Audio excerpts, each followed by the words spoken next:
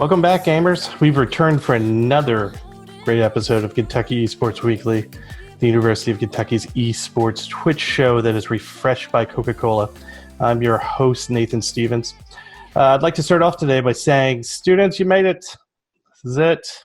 This is the last week of the University of Kentucky's spring 2020 semester, and we wanted to wish all of you a strong congratulations for getting here, and hopefully passing your classes. That does help when you're trying to get through a semester. I know it's been a tough road since March, but you stuck with it. You're wrapping it all up, and hopefully this will be a great final week and leading into the summer. But good work on your achievements, and keep that momentum pushing into the fall and through the summer. But before we get to the fall, though, because we definitely shouldn't wish the summer away for the likes of school, football, basketball, whatever. The end of the semester will also be the beginning of some good information about the Xbox Series X. Then we're going to get some PS5 info in June officially now. And I'm sure scattered throughout, as the folks at ESA have announced, E3 is shifting gears into like a summer video game fest. We're going to get a lot of good tidbits about video games as it comes out. So we've got a lot of good stuff going for the summer, video game related. And much like students getting out of this semester, the momentum just seems to be building in a good way. So lots of good things happening. Speaking of good things, let's get some eSport quick hitters going.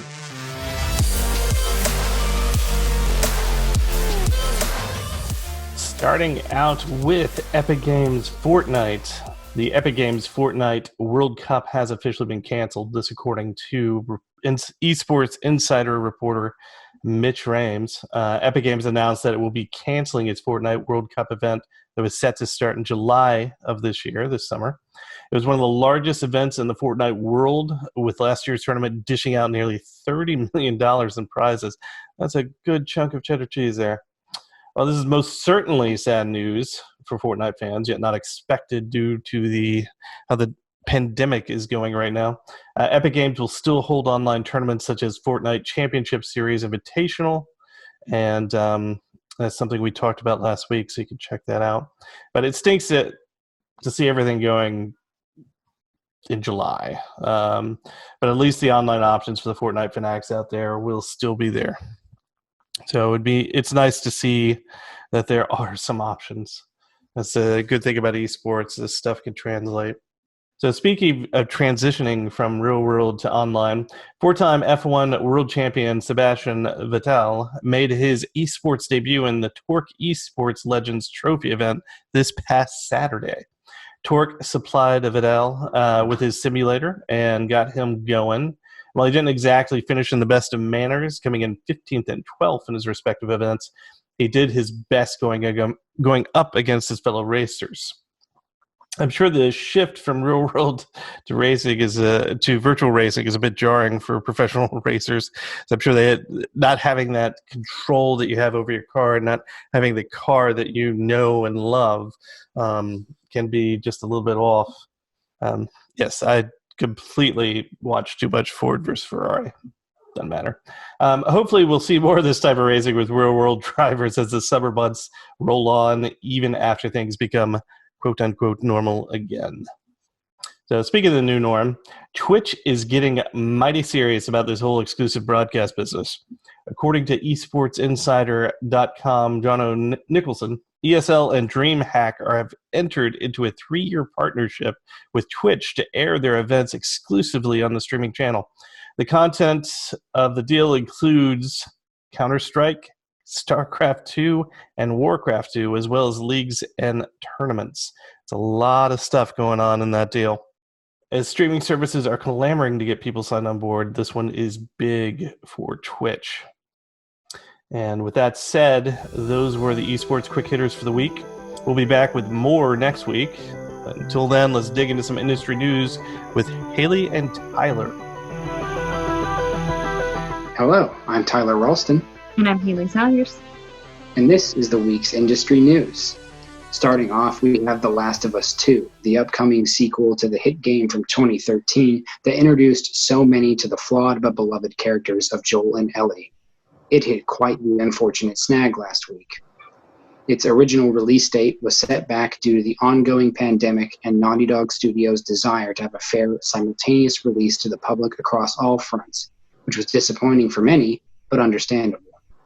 However, it seems someone was either extremely displeased with this setback or simply felt like getting the content out early because the studio has suffered a massive leak.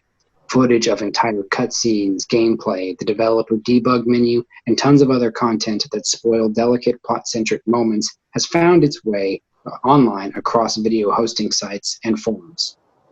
Content creators and fans have responded with analysis, warnings to the fan base, and in the case of admins or moderators to online forums, shutting down any discussion that includes spoilers to help shield those who want to enjoy the game as intended on release.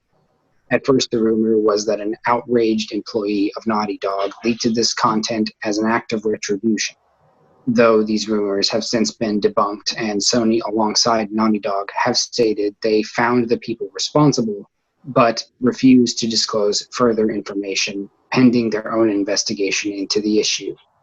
The effects of this leak and the discussion of its contents on the game's success will only be clear when its new release date of June 19th finally arrives. In other gaming news, Ubisoft has officially announced the release of Assassin's Creed Valhalla, and the first trailer is available now. As you might have guessed from the name Valhalla, the game will have a Viking theme. Set in 9th century England, Assassin's Creed Valhalla will have players leading Viking warrior clans in a fight with the Saxons for territory in England. The game lets players choose to be the male or female version of lead character Eivor. In their quest for territory, players will grow and run their own settlements, this time including a tattoo parlor. The character of Eivor has several confirmed combat abilities, including axe throwing, and players will be able to launch attacks, conquer forts, and build alliances. Also, there's a bear, but we don't know what that's all about yet. Structurally, gameplay will be similar to that of Assassin's Creed Odyssey, but the new game will continue the present-day storyline first introduced in Assassin's Creed Origins. It is worth noting that the game will not launch on Steam, at least not yet. Instead, the game will be available on the Epic Games Store and Ubisoft's Uplay launcher. Though a specific date wasn't given, Assassin's Creed Valhalla is scheduled for a holiday release later this year. And switching gears a bit, Microsoft has finally announced that Xbox Series X games will be revealed on a special episode of Inside Xbox. The reveal is scheduled for Thursday, May 7th at 11 a.m. Eastern Time. Based on the console's technical specifications and Microsoft's past events, fans have high expectations and hopes. As a reminder, no one has seen gameplay footage from the PS5 or Xbox Series X yet. The event is expected to feature reveals from second-party and third-party studios, and may feature some release date information. Tune in on May 7th to find out more. On to other gaming news, EA's Star Wars Battlefront 2, a title that was released 2 years ago, absolutely mired in controversy and poor decision-making, has received its final update as of April 29th. Over the past 2 years, the development team has been providing patches, updates, and releases of new classes, maps, modes, heroes, and other content, all for free, in order to regain the trust and love from the millions of dedicated Star Wars fans. Where past updates have focused on providing content covering the prequel episodes 1 through 3 and the sequel episodes 7 through 9, this final update is a bit more focused on the original trilogy of 4 through 6, and it includes the planet Scarif from Rogue One, A Star Wars Story. Hoth, Tatooine, Yavin 4, and the second Death Star are being added into the rotation for different game modes. Scarif features the large-scale Supremacy mode battles, and has been added into the Heroes vs. Villains rotation with the planet Crate. Several heroes are being added into the Rebellion era to balance out the roster between the Rebels and Empire. Finally, several pieces of cosmetic content are also being added for Rey, Kylo, and the Emperor, with skins that reflect their latest appearances in Rise of Skywalker, and Darth Maul finally getting a skin besides his default. These mark the final updates to the title, as the developers are being rumored to start working on an upcoming Battlefield 6 game. Now, although many supporters of EA's endeavor into the Battlefront series may be disappointed by the setting of the twin suns for their Battlefront 2, A new hope can always arrive, and in this case, that hope stems from the classic 2004 Star Wars Battlefront. This title was the spark that set a love for large-scale multiplayer conflicts inside the Star Wars universe into the hearts of many fans. But in 2014, GameSpy, the company that hosted the online services for Battlefront 2004, shut down, and of course took their services with them. However, alongside Steam's annual May the 4th sales event for all the Star Wars titles on their storefront, Steam and GOG have revived the online services and made it cross-play compatible between their versions of the game. Battlefront 2004's original sequel title, Battlefront 2 2005, still has multiplayer support alongside its improvements to the original title's gameplay. On top of this, with 16 years of community love, there are a plethora of mods to update the graphics of this beloved but aged title to a much more impressive appearance or change the game in any variety of ways, including entire conversions to different eras of the Star Wars universe. Now players with a hunger for the classic experience can return to this fan-favorite game to tie down AT-ATs on Hoth or blast each other in Bespin's Cloud City. That is all the news for the week. Now, back to Nathan. Thank you, Hailey and Tyler. The University of Kentucky has dedicated itself to making esports happen on campus. From building a complex to partnering with Gen G, and even making this very show on a week-to-week basis, UK has truly gone all in with bringing the best with its esports intentions. Always nice. This week, Ben Brascum got to sit down with the University of Kentucky's associate CIO, Heath Price, who's helping to lead the esports charge on campus. Sat down with him to discuss more about esports and more about campus happenings and what we are going to expect in the future. Hello, everyone. Hope you're all doing well. And today I'm here with someone that I've heard so much about, but never got to speak to until this very moment. Heath Price. Heath, how are you doing today? I'm doing great, Ben. Thank you. I'm doing fantastic, and I'm glad we're finally talking. I'm sorry it's taken so long. It's totally okay. I've just heard so much about you, and I've done some work for you in the past, and I've always heard good things, but never been able to see it until now. So here we are. I want to ask, can you give the folks at home a little bit of background on yourself and who you are and how you came to working here at UK? Yeah, that's a great way to start. My name, Heath Price, grew up in Louisiana. Actually been in Kentucky now for almost 3 years. Moved here in the summer of 2017. I work day to day inside our IT organization, ITS at UK, but really have kind of grown up around areas in a campus environment that have to do with things like trademark licensing, different business partnerships and auxiliary services that work around campuses. So my coming into ITS at UK has been a real opportunity to be a bridge builder with many others kind of throughout the campus environment. Which has brought me to areas around our Smart Campus initiative that include our partnership with Apple that many people have contributed to and are working on, including Abby Loniken, who's the executive director of the Smart Campus initiative. And then we've also gotten to be a part of this new kind of world around esports and learning more about the video game sector and learning more about the communities. And so I grew up in a bayou and now get to live in the Commonwealth and really have enjoyed being here and getting to know this community a lot better.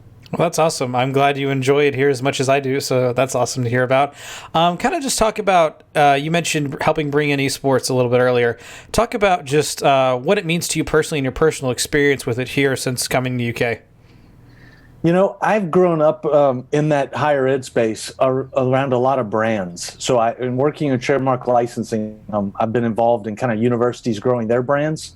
And then through doing that, you often build your brand in the retail marketplace through partners. So you get to know companies that are manufacturing product, right? That might be a Nike, that might be Champion. In the good old days, that might even be an EA Sports, who did a college football and college basketball video game for some years. Pretty cool.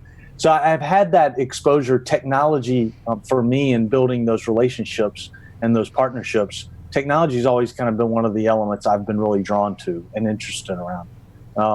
Esports really resonated with me early on as I started seeing the space kind of grow up a couple of years ago, just from the periphery. Some of the same partnerships I had worked with years before we're getting into the space. We're noticing the space. also seeing people on the professional side that I'd seen grow up in traditional sports that were moving into working around esports or moving into gaming companies.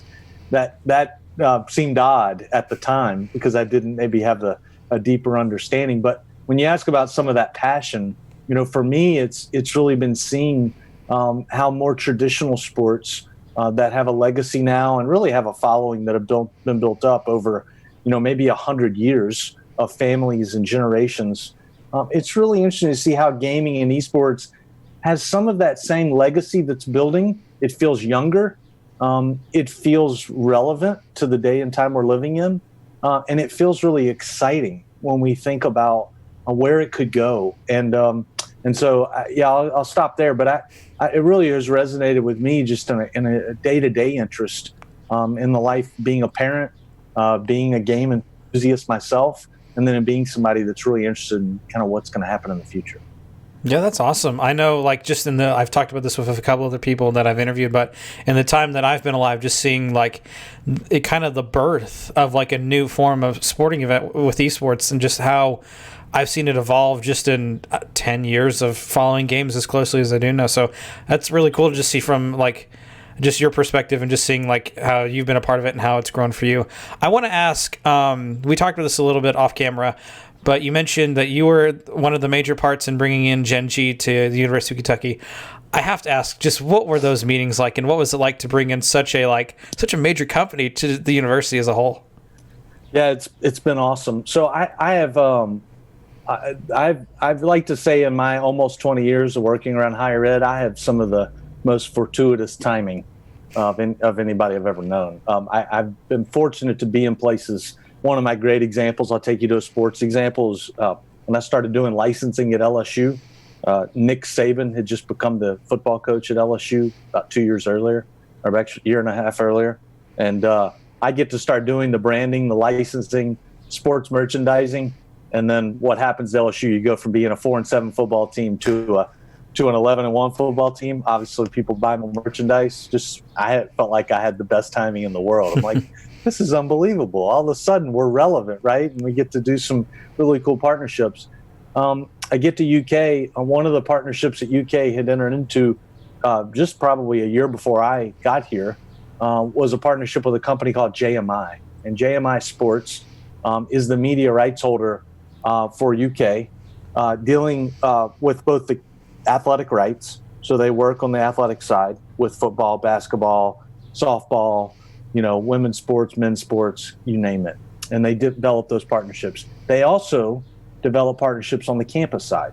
And so one of the things JMI has tried to really help UK think about over the last 4 or 5 years is how do you navigate the campus rights landscape and find ways where you can get partners that want to be involved that will add value to things that we talk a lot about, student experience, right? Add value to this amazing residential environment that we have on the campus. But also as we talk about the future and as we think about areas of technology, esports is an area where you think about it's not an officially recognized NCAA sport today and probably won't be for the foreseeable future. So what are some ways to think about esports as we consider the communities, as we consider bringing people together? So JMI and really the great partnership that they've developed with UK and the way they've really served that, this was an idea that we kind of came to together and said, let's put our heads together. Let's also see who we know. One of the leaders of that group, a guy who really runs a lot of their broader commercial efforts for JMI as a whole, is a guy named Paul Archie. And so Paul grew up in Major League Baseball, ran Major League Baseball International for about 20 years, a pioneer in the space in many ways when you think about professional sports, doing things globally. And we'll get back to that in a minute because I think that is really a part of what you were saying a second ago about how global this space is and how interesting that is to think about where it is. Mm-hmm. So Paul put his feelers out, reached out to some relationships he had. One of the people he's known in his career has worked with is a guy named Chris Park. And Chris, in the last couple of years, and about the time we were having some of this initial dialogue with JMI, Chris Park was leaving Major League Baseball International himself. to go and run Gen G as their CEO. And so Paul and Chris had some visits back when you could travel in New York City. And Paul came back to us on the campus and said, okay, we've got a group here we need to talk to. And this would be a really interesting conversation. And lo and behold, not only was it interesting, it was inspiring. I mean, I remember vividly have kept the notes from the first meeting we had in April about 2 years ago. And some of the things that we were talking through and identifying, excuse me, it wasn't 2 years ago. It feels like 2 years ago. April, a year ago. I apologize. Just last year, wow, time has kind of slowed here recently. Mm-hmm. But the things we were talking about a year ago and the plans and the ideas that we were having then, it really demonstrated to myself, Dr. Monday, who is the Executive Vice President for Finance Administration, Dr. Kirsten Turner, who leads our student and academic life area, along with another number of other voices, Abby and myself and some others at the table. We were like, all right, there's more to dig into here. And we did that. And it was a fast moving environment. One thing I'd love for people listening to this to know is it's an area where I think UK as a university has really moved with the students in mind first. So we've done had a lot of good interactions with the student community, with the Esports Club. Mm-hmm. It's been a great group. And we were able to get a partnership really defined with JMI and Gen G in less than 100 days. So we moved quick. We moved fast, and we moved with a lot of purpose, and we're excited about where we are now. Nice. I know I remember hearing about it for the first time, like hearing the rumblings that there might be something coming, and I was like, I don't know, this is going to be really big. And like, I will say the student aspect that you have mentioned really has been something that I've been approved of. I know we didn't get to do many of them this semester, but I know you all were bringing in like guest speakers to talk, and like just seeing that student-driven aspect and bringing people in to talk, which is something that I was like, they're serious about this. They really want this to go far, and it's been phenomenal from what I've seen so far. So I kind of have to ask, we're about a year in. Like you mentioned, we've had a year since your talks, and a little under a year since we announced the deal. Right. How far do you think this can go, and how big do you think this can get? Yeah, it's interesting because headlines are really helpful initially. They get the word out. We announced the partnership with Gen G and JMI and how the University of Kentucky is working together. And then, headlines in Google kind of become you get the labels. So you get the UK Gen G esports partnership. And so a lot of what we're still seeing, right, are young people excited about the space saying, when are you going to recruit me to play on the Gen G team at UK for Overwatch? And it's like, yeah. And so those are great opportunities to talk about what we want this to really be about, right? And so I think we feel like we've made a lot of progress in these months. We had our announcement in New York City last November, right, where we got together and really did a community event there that was really pretty fun with some alumni, some potential students in the New York City area. It was a fun thing to kind of get to do an event with some folks from Gen G, with some folks from JMI. And the idea there was to really announce that the partnership for us is going to be about community in the future. It's going to be about thinking with our campus and with our really smart and talented folks on the academic side, our faculty, people around the colleges, about academic potential, things they might be interested in that have to do with the space. And I think that dialogue is going to continue post-COVID. It won't matter, right? We'll still be thinking about those things and encouraging that type of dialogue and discussion on the campus. And then we really believe in the professional aspects of the future of the space.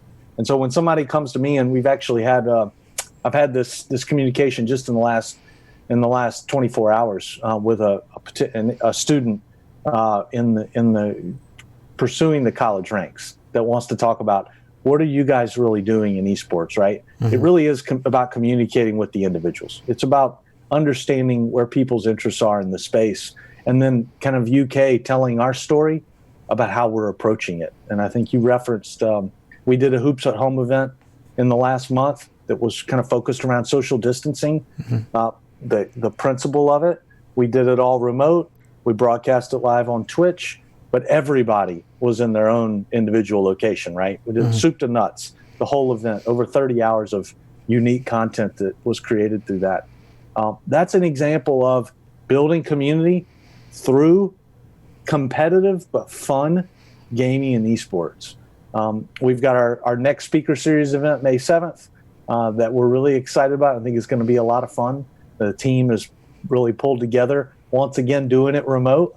A lot of people pulling in the direction of the resources it takes. And that's the type of community and environment shows like this that you guys are working on.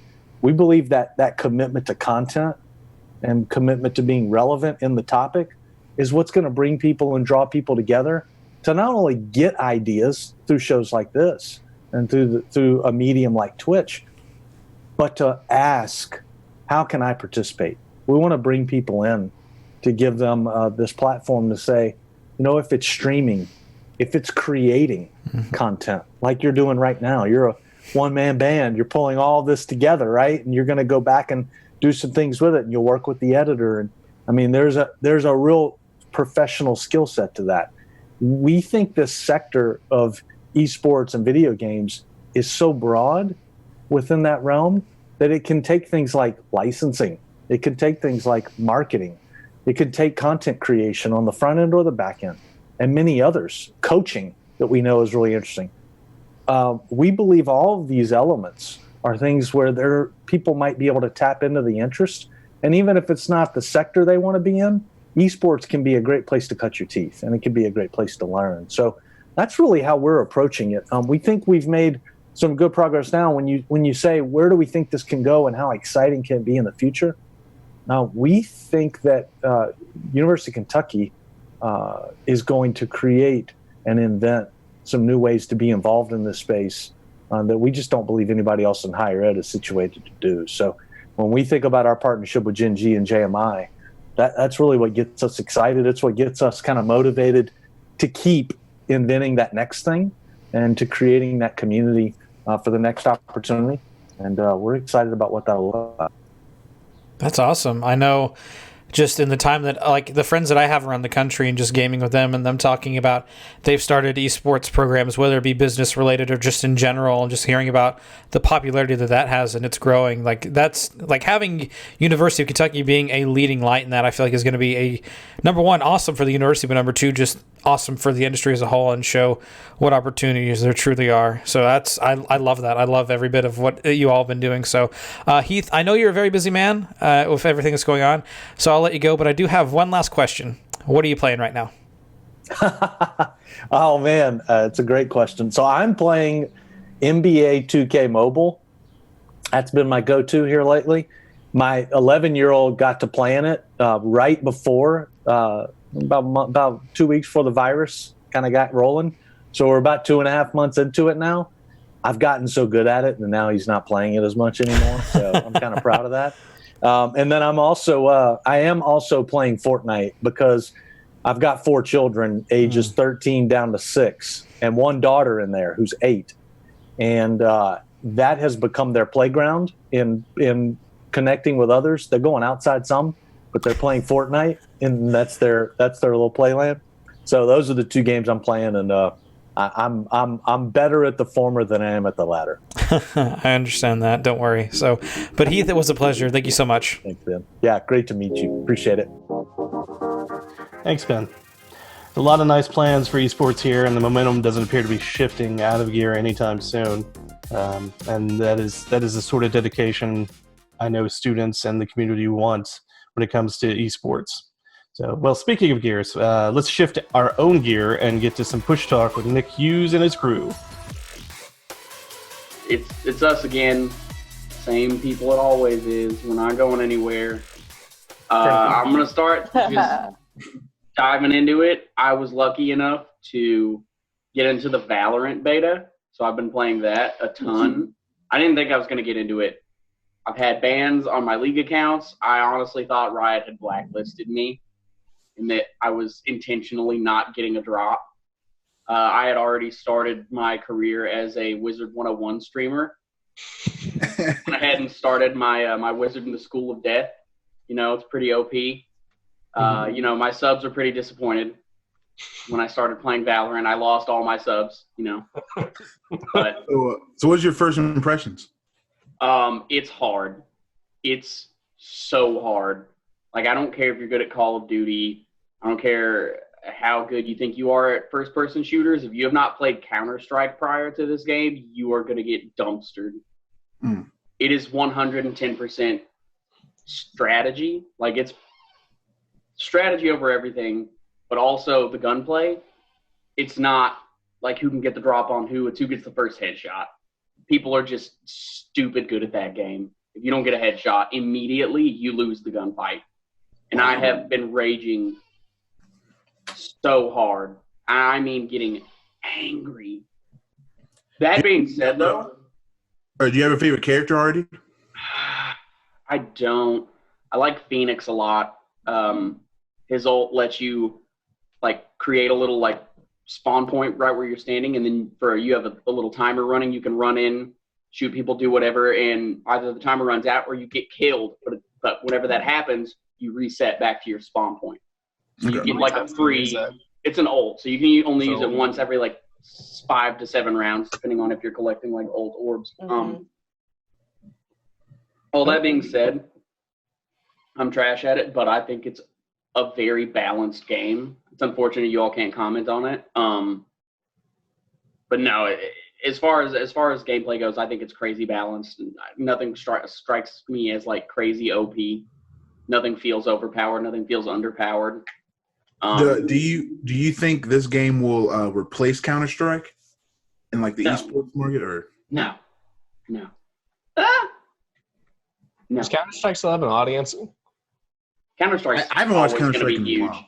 But I think this will be a contender. I think this will be a pretty big esport. Like, I think this is going to be a massive esport. The gameplay is really solid. It's really fun. It takes a lot of skill. Watching it, I think it's simple enough. It's definitely like a good viewer sport, you know, because even if you haven't played it, it's not hard to tell what's going on, you know. You're playing Omen, you blink behind someone, get a headshot. It's going to look cool no matter who you are. So, yeah, I think it's going to be pretty huge. It already is really big, and it's still just in beta. But that being said, another thing we can talk about is their anti-cheat system has stirred up a lot of controversy. So I just want to get your all's reacts to this. Their anti-cheat system has a very high level of access on your computer. It runs on startup of your computer. Like when your computer turns on, Valorant's anti-cheat runs, whether Valorant's running or not. It's got super high level of access. The Riot wanted something on like the kernel level of access, like because they wanted to catch like deep, like advanced, sophisticated hacks and cheats, right? So that already stirred controversy. But the thing is, people are still hacking. Are they like testing out the cheat software, or this is their cheat software? See, that's unclear. I mean, the game's still in beta, but I've heard nothing to the tune of they're still testing the anti-cheat software. As far as I know, this is their anti-cheat software. It's how they want it to run. I mean, obviously they can fix it and tweak it, and they will continue to. I hope so, because people are still cheating. And then not even just like, you know, software hacks like aimbots, etc. You can still just cheat the game itself. Like there's a character who can Omen, he can blink, teleport, you know, change locations easily. I played a game with an Omen just yesterday who was just like, "LOL, dudes, watch this," and blinked into the wall. And so he was just behind the map shooting people. Are you serious? See him. Yeah. Oh my god. I wasn't mad at the time because he was on my team and we were winning, so I wasn't going to say anything. I take the dubs where I can get them in that game. Yeah, you had to, right? Well, how do they determine like a cheat from like a bug? Because that sounds more like a bug. No, that's like a bug. Yeah. That's just an exploit.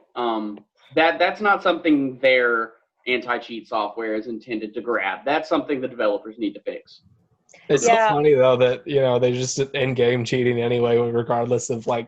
Right, they go. That's what I'm saying. They go all that trouble with this crazy high-level access anti-cheat system, and then So, but it's beta, so actually, Yeah. it's not like that matters. But the anti-cheat thing does matter right now. My big question with anti-cheats always is how much like processor bandwidth does it take up? Because I know Monster Hunter. I've been monitoring it. terrible. I've been keeping an eye on it, just in Task Manager, looking at performance, and it's not really that bad. It's not really noticeable. It's a little sus that it's that big, but also I don't trust Riot to do anything that sketchy. So Riot wouldn't do anything sketchy, I don't think, unless they pull the wool over all of our eyes collectively. Exactly. League of Legends from 2010 up until this point was all a ruse to gain our trust. Yeah. And now they're in all of our computers and mine Bitcoin. All of our computers are going to be mining Bitcoin. I knew it. Riot Games, LLC. They're rising up. One huge Bitcoin scam, bottom to top. Yeah, it's been in the works for years. They made tons of money on accident, and now they're going to make way more. They fooled us. We're idiots. We're chumps. We are idiots. We're chumps. All right. Now, it does suck. I want to add, I could be wrong, but isn't Riot like offering a big amount of money to people who find bugs in their anti-cheat system, or is that? I don't know. Actually. I kind of delved into it a little bit. Yeah, it was about like $100,000 for people who actually find bugs in their anti-cheat system. I'm canceling this segment from here on out. We're now hackers. All right. That is our goal. We as a team are going to move towards. White hat or black hat? White hat. White hat? No, dude. I'm not going to wear a white hat. Yeah, dude, if I'm hacking, I'm making money. You can't make me do it for the good of mankind. I'm going to try to mess stuff up. This is purely for money. There we go. That's what we hear. It's for the views.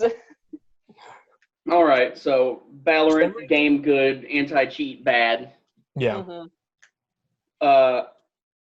Elias, what did you? There's a title that got announced that I know you wanted to talk about. Oh, Assassin's Creed Valhalla. Yeah. I saw a little bit on it. It looks cool.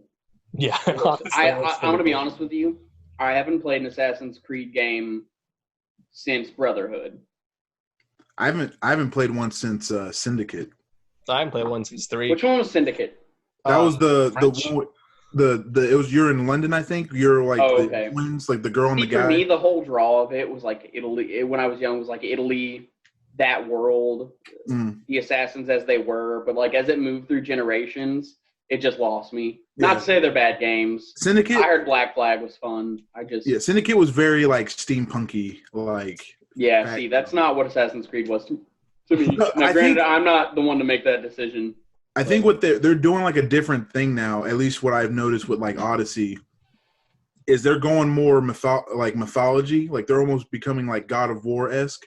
Yeah. And like, because I know I have no problem. I'm interested in Valhalla. Yeah, like it's going to include some Norse mythology. I mean, that sounds cool. You could like fight mythical creatures, like like the you could fight like chimeras and stuff, and you got to deal with like Zeus and all the like I was like, oh, this is just mythology now. It's not even like history. That's fine. So Valhalla, I'm assuming it's going to be all Norse stuff, so you can smash someone's head in with Thor's hammer or something. Who doesn't love that? That is interesting. No, but like, and also doing, like the whole like Dragon Age / Mass Effect thing where you can talk to people and choose what you say, like and change the story, and you can like customize your character now, like with because Odyssey you could do that, right? Like guy or girl, and so like they're doing like this whole RPG thing now. Which I think is interesting. It's like fresh. Like I think people. No, it sounds cool. Yeah, I mean, with a series like that, I think you have to introduce some new things, or else it just becomes stale. Call of Duty type. Yeah. Repeat every time. All right, we're gonna chug through stuff fast. We've been talking forever. I need music. I need to have music on hand to play Elias off. Like, whenever Elias is on the rant, I need to start like playing the music. Oh yeah, real quick. The person who made that massive Last of Us 2 leak was a Naughty Dog employee. That's just so crazy to me that happened. Like, even that it happened, that it was an employee. I don't know who else it could have been besides an employee, but, like, now that it's basically confirmed, that's so whack. I just can't imagine. I get you're mad, but you're also, like, there are people who you worked with who I'm sure put a lot of, like, passion and time and effort into that game. And like if you're mad at higher ups, take it out on them. You're just spitting in your coworkers' faces now. Have you read any of the leak stuff yet? Read any of the leak stuff? Yeah. No, I'm avoiding it like the plague. I never played the first one. I read these leaks. I love that game. So mad. People are so mad about it. Yeah. I had the first game spoiled for me, the ending, and I was furious. But that game was still so amazing it didn't matter. But I mean, I can imagine how angry people are. Okay, also you can't imagine free games. You said Splatoon 2 is on free week. People go play that. Free week for Splatoon 2. I play. It's also on sale. It's pretty good. At Jude Hagerman, he has a really creative Nintendo ID. It's Jude. Yeah. The free games for Epic are Amnesia: The Dark Descent and what? Yes. Crashlands. Crashlands. Amnesia's great. If you're into horror games, that's a classic. Yes. I played the first test of time, in my opinion. Amnesia is horrifying. Yes, Epic it really games, is. I love it. You need two-factor authentication now, which is good because yeah, it is. I've had my PlayStation, my Sony account stolen before, and it took me so long. It was grueling to get it back. Yeah. And PlayStation basically told me it was my fault for not having two-factor set up because it was an option at the time. This was forever ago, right when they started two-factor. It was like, I can't say anything, but I wanted to. Yeah. But okay, does anyone want to sign off with any big news? I think we covered. Yeah. To all my Wizard 101 subs out there, my Wizzies, I'm sorry. I'm sorry. It is what it is. Valorant came along. I never meant to hurt you like this. I know you were excited for my Wizard 101 streams, but Legends of Runeterra is pretty good. Also, the new Riot game. Yeah. I've been playing that. I've been playing that. I suck. All right. I have no clue how long we've been going, but I'm certain we've gone like 12 minutes. Yeah. Oh. We got to end it. All right. We're going to sign off. Bye, everybody. Everyone wave fast. Bye. Thank you very much, Nick and group. As always, entertaining. Fantastic. And as always, we've got Alex Cutadean joining us at the wrap up here, and I believe we've got some things going on tomorrow that Alex is going to tell us about before we get into our questions. Go ahead, my man. Let me pull up our image here. We've got tomorrow.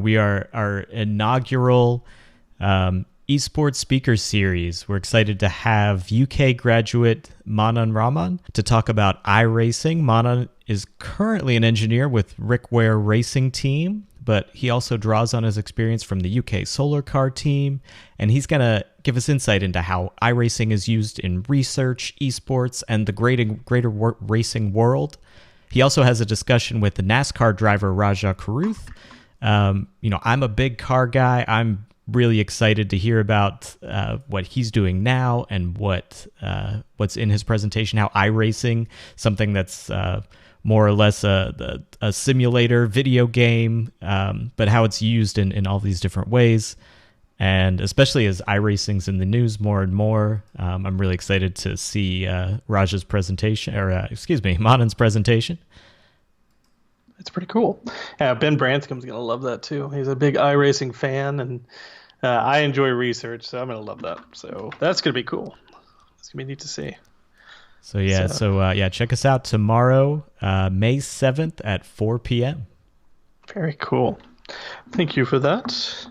Now here we go. We got a weekly thing that we've started 2 weeks ago, where Alex and I ask each other questions about anything video game related. I mean, it could be out there, it could be way in the past, could be anything.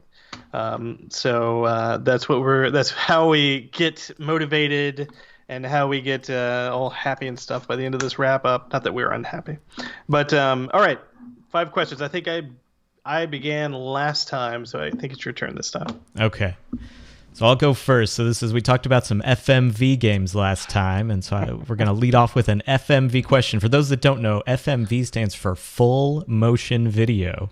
Mm-hmm. So that's video that is at full frame rate. Looks like real life. So the first question, name the FMV game where you explore the demented doll maker Henry Stoff's mysterious mansion, solving puzzles to unlock the secrets held inside. Oh, that's not a tough one. That's Seventh Guest, isn't it? Yes, it is. I picked up Seventh Guest again on mobile and started playing through it again. Yeah, it's still a good game. And it was one of the first CD-ROM games that helped launch that CD-ROM software in general. It used video of characters composited on 3D backgrounds. Some of those backgrounds took 20 to 40 minutes to render. Each frame took 20 to 40 minutes to render. So it's we've come a long way, but that's kind of where we got started with the CD-ROM genre. I can't remember the two gentlemen's names, but there were two guys who worked on that, and they worked in an apartment above a convenience store and invested like $5,000 in a CD copier and built it from scratch, made a ton of money. And I think they went on to try to make a sequel that was slightly less successful called 11th Guest or 11th Hour. You got That's it. What it was. Yeah. Yes. And then they released another one that was called like 13 Dolls or something. So that's the third that came out more recently. I think one of the people you're referring to is Graham Devine. So he was a co-founder of Trilobite. And he also developed Pole Position for Atari as a high school student. And in the, I think there's a VHS tape that came out about the making of Seventh Guest, where he tells the story about how he took a week off from school to finish up this Atari game. And when he got back, he said, I was out developing this game, I'm back, and they expelled him from school. And then he made a ton of money with Seventh Guest. So he turned out okay. I think Chris gave us, it is Graham Devine. Is that Rob Landeros? Sounds right. Yes. Yeah, Chris in the chat actually pulled that up. So very cool. Yeah, I love that game. That was the first time I saw the Commodore Amiga in action, way back in the early 90s, I think. Okay, so I've got a slightly less specific question for you. Name the worst game ever made and tell me exactly why it's the worst. Well, I mean, there's a handful of lists. I actually thought about asking some worst game questions. E.T. is frequently considered the worst game. It is. It is the worst game ever made. As far as why, it's poor controls, It was written in like a weekend. Wasn't it written in a weekend? I think the story goes. It was 6 weeks, but like it might as well have been a weekend. And it's just there's the all I remember. I've never played it, but all I remember from seeing game footage is that you walk a couple feet and then you fall in a pit, and that's the game. Yeah, am I close? That is, you were dead on that. I put my son through the ropes with this last week, and he had never played ET before, and he's just like, "Why do I keep falling in holes?" I was like, "Dude, get used to it." One of the other games, Superman 64, is up there on the list of worst games ever. Yes, Chris just brought that up in the chat as well. I never played Superman 64, but I've heard stories. So yeah, apparently you're in a dream. You're in a simulator. You're in like Lex Luthor's simulator, and you just have to fly through a bunch of rings, and the controls are really poor. It's like they made Dallas into a game. That's beautiful. Wake up! It was all a dream. Hey, you know what, Chris? I will definitely borrow that from you so I can be miserable. All right, go ahead. Okay. All right. Question 2 for me. This one's very specific. Name the video game music producer who's worked on titles such as Earthworm Jim and Metroid Prime. He was the co-host of the show Electric Playground that aired on Tech TV, and he also founded the live performance series Video Games Live. Is it Tommy Tallarico? Very close, Tommy Tallarico. Tallarico, that's what it was. Yeah, so yes. he was worked for Virgin, and he had to convince them to let him work on video game music, and he ended up being working on music for a lot of different game franchises. It's like Earthworm Jim that I mentioned, some other ones. He actually was, I don't think he was the composer on the Seventh Guest music, but he was involved in producing the final game. But yeah, Twisted Metal, part of the Unreal series. He's got a huge huge list of games to his name. And also Video Games Live. If you haven't seen it, check it out. There's lots of YouTube videos where there's an orchestra and they play game footage in the background. And so it's this live performance with orchestral music to some of your favorite video games.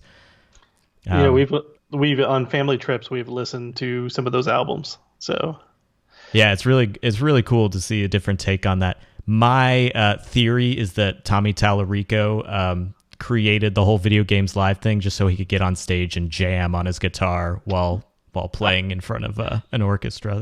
That's my theory. You love music, and you want to be heard. He's actually a very nice gentleman. I've spoken with him via email a few times, and just super passionate about the Video Games Live stuff. I mean, just super duper passionate. So that is very cool. I can't believe I remembered that. I could picture his face, and I was like, "What is his name?" Yeah, it's good. I wasn't sure if I know he's done a lot of stuff, so I knew you had heard his name before, but I'm glad you got that. All right, here's an easy one. It's easy. What company was the first third-party developer? Oh my gosh, golly. First third-party developer. I'll give you another tidbit. They're still around. I'm going to go with Acclaim. Very close. They were a fun company. Activision, actually, was the first third-party developer. They broke off.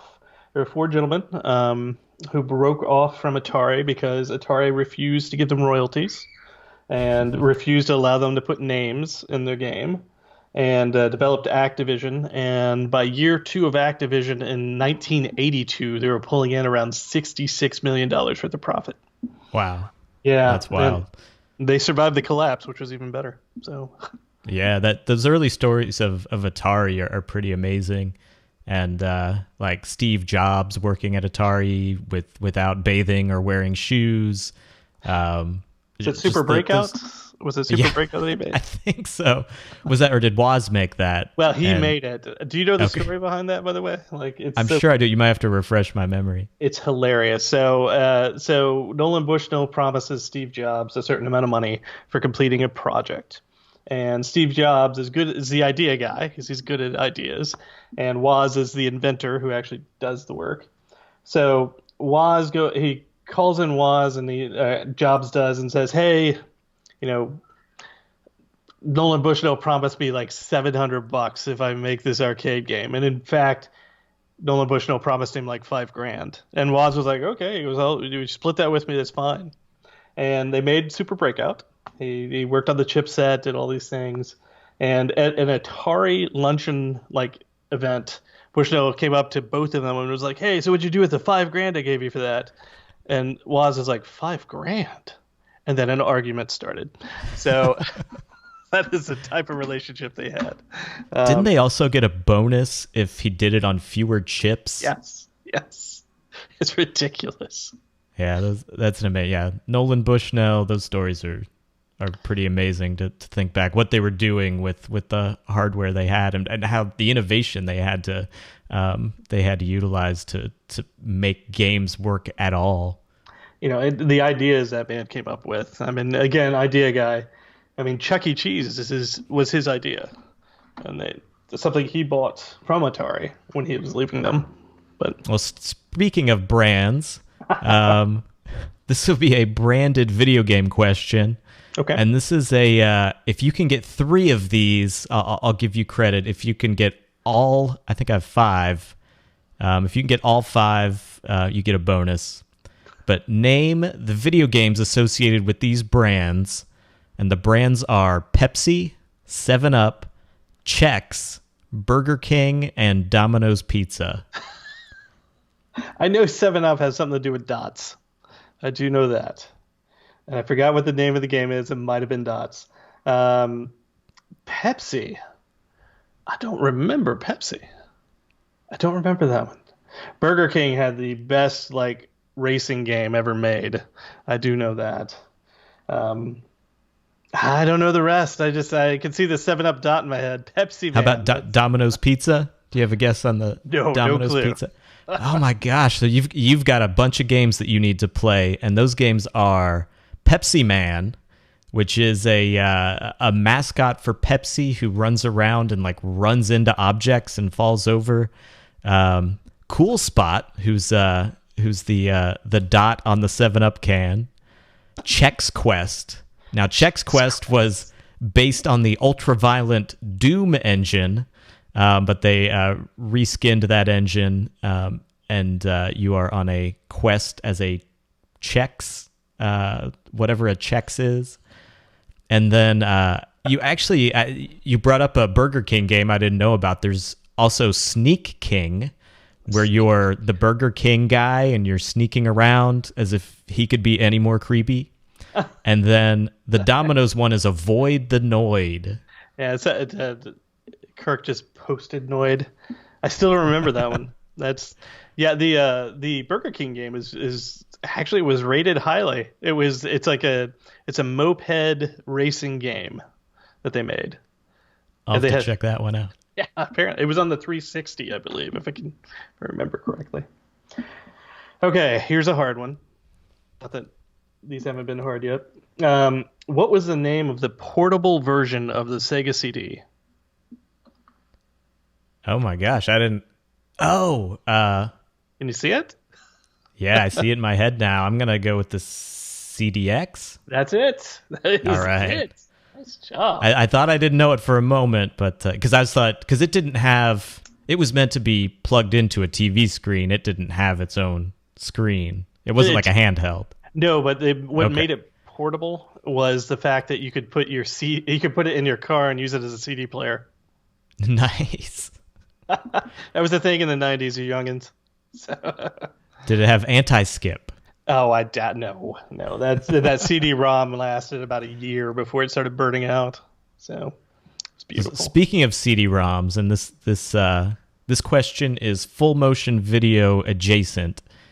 Name the 3 companies that made the 3DO hardware. Panasonic was one of them. I know Matsushita bought somebody who made that. So Panasonic. It wasn't Philips. Definitely wasn't Philips. There was Gold Star. Philips made the CDI. You got Gold Star. Yeah. So it's Panasonic 3DO, Gold Star 3DO, and there's no way it was Magnavox. No way. I know it began with an M. It had to begin with an M. Didn't begin with an M. It didn't begin with an M. But it's in the same, I'd say that their electronics are in a similar class to Magnavox. It's not JVC. It's not. It's definitely not Samsung. They haven't made a video game ever. I don't know. I don't know who the third one is. The third one is Sanyo. Sanyo. Oh my god. Oh, they make. And then I would have given it to you also if you would have gotten the Creative 3DO Blaster. That was a CD-ROM drive and sound card, ISA sound card that allowed you to play 3DO games on your PC. Oh, I did not know that existed. Yeah, I didn't. I was looking up information about it. I think I had heard about it, but I'd forgotten about that one as well. Did you ever own a 3DO? I did not. Okay, so they were.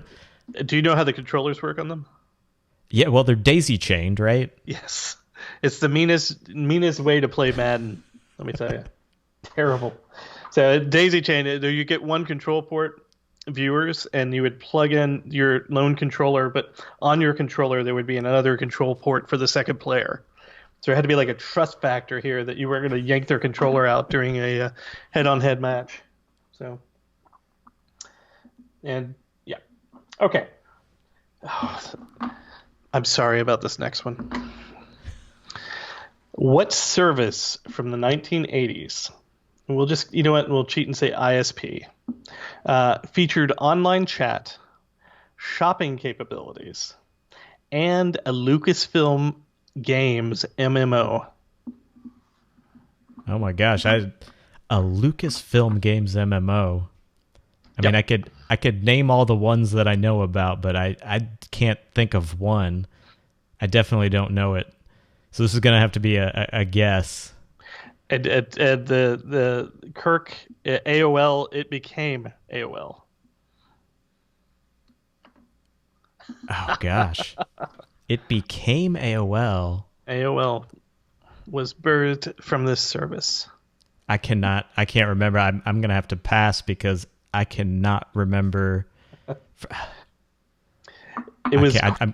I'm going to recognize it when you say it, but maybe it's an obscure service. If you didn't own a Commodore 64, you wouldn't have been on it. It is Quantum Link, we also called Q-Link. I've heard of it, but I was not gonna get that.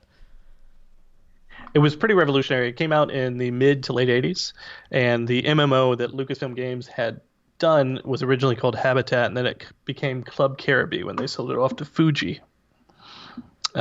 They couldn't get it to work correctly because it was so demanding. I played. I was on Prodigy early on, and prior to that, I was on Delphi Internet Services, which was completely shell-based. I played a lot of text-based Texas Hold'em. So I'd play hop on IRC chat, and then sometimes they had this game parlor where you could play text-based games. So that was my early internet gaming experience. That's pretty fancy. That's pretty fancy. Okay, so what you got? Okay, question 5. This may be easy, but name the console that boasted a cell processor that was capable of running alternative operating systems and was used in clusters to build supercomputers. That's PlayStation 3. Yes, it is. That's the cell processor. I always get that mixed up with the Emotion Engine, which ran the I think the PlayStation 2. But when you threw in that last bit, I know UK at some point had started collecting PlayStation 3s to do number crunching. Long time. 2008, a group of hackers used a cluster of 200 to crack SSL, which is the common encryption used in web browsers. In 2010, the U.S. Air Force research lab connected 1,760 in a cluster with 168 GPUs and 84 additional servers to analyze satellite imagery. And at the time, it was the 33rd fastest supercomputer in the world. Yeah, there's no telling how much GameStop gave them for those when they were retired. Probably like $16. Yeah. That's jeez. PlayStation 3 I always had good memories of that. And I know the system had its faults, but man, that Blu-ray drive in that was nice. I owned it was the first Blu-ray player I had. I got one off eBay and owned it for about 2 hours. I ran a firmware update, it bricked it, and sent it back, and never owned a PS3 after that. Oh, that's my PS3 story. It's a sad story. Hey, you could have owned one of the ones that you could actually capture images from games and transfer them via compact flash to printers. So that's nice. Yeah, that was a feature. All right, so here's my last one. What game came out in 1980 and captured one of the hardest demographics to capture during this time period, which was the female demographic? And because of that, the game was an enormous hit. Wasn't Leisure Suit Larry. Oh, definitely not that. Definitely not that. Gosh, This is comparable to Tetris, by the way. Like the amount. Well, I was about to say Tetris. I guess it's not Tetris. Nope, it's not Tetris. Tetris didn't come out till late 80s. I think widely. I'm gonna say Pac-Man. That is Pac-Man. Yes, absolutely. Nice. Yeah, that was a neat thing. I remember my mom would, when I was young, like 4 or 5 years old, we would go and she'd have to take me to like the gym and drop me off somewhere while she worked out. And they had a Pac-Man machine, and she always played that thing to death. And it was just fascinating. Reading how successful it was and why it was successful is telling. And the industry still hasn't figured out that if you cater games to all demographics, you will be really successful. Yeah, I almost went with Ms. Pac-Man. Are you a Ms. Pac-Man or a Mr. Pac-Man fan? I'm both, but I think Miss Pac-Man was much better. Not designed by Namco at all. Actually, two gentlemen who manipulated a Pac-Man board and made their own game and started selling it. But later got sued, and then later got hired by Namco. So, nice. I did not know that story. Yeah, it's an interesting thing. But anyway, that is our. Is that 5 questions? That's 5 questions. Okay, great. Because I was like, I don't have any more. Did we do that? All right. Well, thank you for another wonderful show. This was fun. It was fun playing 5 questions with you. And for the rest of you out there, I hope you all have a good rest of your week and stay safe as usual. And just come back and join us next week, and we'll see you later. See ya.